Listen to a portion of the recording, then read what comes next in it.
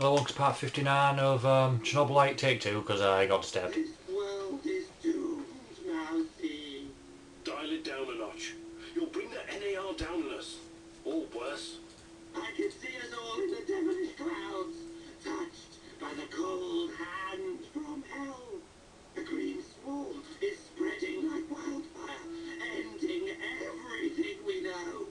The Red King is triumphant, but even he falls prey to the horror he has unleashed. So, nothing new. You make fun, Mousy. Well, you do so at your own peril. Tell me, what do you do with something that is broken? Do you fix it, or do you raise it to the ground? You're talking about Chernobylite? I'm talking about the world.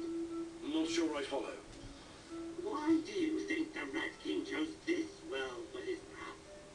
It's not because we're so very noble and good, but because we're evil, sinful, and broken. Fundamentally broken. Our actions have invited him in. Since the dawn of time, we've done unspeakable things to our own kind. And to the world we inhabit. Who knows? Perhaps this is our punishment. Perhaps we deserve. Yes? Deserve what? Deserve to live our final days in the age of the rat. Either to atone for our faults, or finally be annihilated. I'm not a philosopher or a mystic, but I believe there's still a chance for us to improve. That remains to be seen, Mercy. But we are living in the last days. Mark me. Hey there. But of course I can't.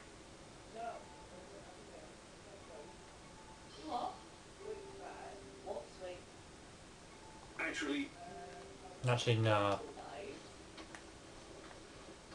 need to talk to you, Eagle. sure. Is... Memories. According to my mom, life was actually pretty good around here before the accident. I know. I used to live here myself a long time ago. The details are a bit blurry, but I have warm feelings about the past. Right. And you must know that life in Chernobyl was better than in other parts of the Soviet Union. My mother told me that all the closed cities, the secret cities, offered creature comforts in exchange for secrecy and obedience. It was a privilege to live in such a place. You could always buy whatever you wanted. The streets were safe and the pay was decent. Everybody believed the authorities would protect them from any harm. They were such good comrades after all. They would have gladly given their lives for this country. And for what? All the cover-ups, the KGB worrying more about appearances and the state secrets than their own people. My mom's friend Katya was living in Kiev at the time of the Chernobyl catastrophe. She was pregnant. And only 1 week after the reactor blew apart, she marched in the May Day parade of 1986. Can you imagine? It wasn't canceled. What a crime. The authorities never warned anyone. They claimed it was completely safe. They didn't give a fuck about them. They just wanted to keep a lid on it. Katya told my mom that by the end of the day, she and her husband had a strange purple tan on their faces and could barely catch their breath.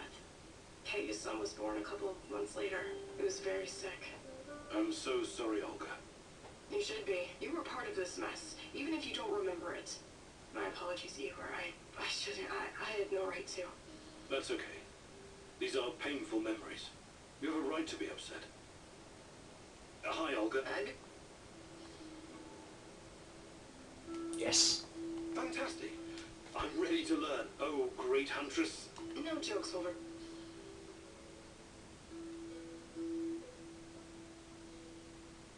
Today I'll teach you how to stay alive a little bit longer. Knowing how to use the med kit, healing salves, and herbs is obviously important, but I won't be talking about that. What are you going to talk about, Olga? About resolve, grit, and determination. About having the guts to do what's right, whatever it takes. I get what you're saying, but what does it have to do with survival skills? You know the stories about people who achieve seemingly impossible feats in times of crisis? There's this tale about an old woman who somehow lifted a tram because her grandkid was stuck underneath. I'm sure that's an urban legend. Even so, with inner discipline and strength of conviction, you can sometimes surprise yourself. Let me ask you something. Are you willing to die for Tatiana? Without hesitation. Good. Now what you need to understand is that she doesn't need you to die. She needs you to live. Stay alive, Igor. It's the only way to see this through.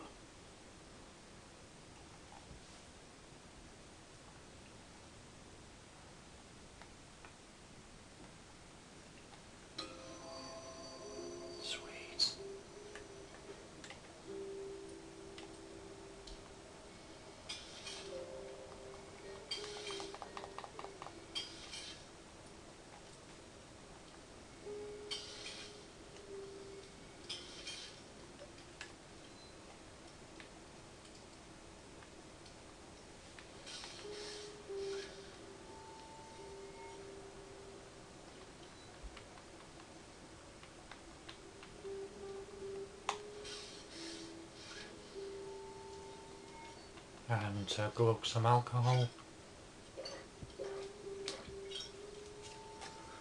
Right, I'm going to end it there. Thanks for watching, and I'll see you when I do part 60.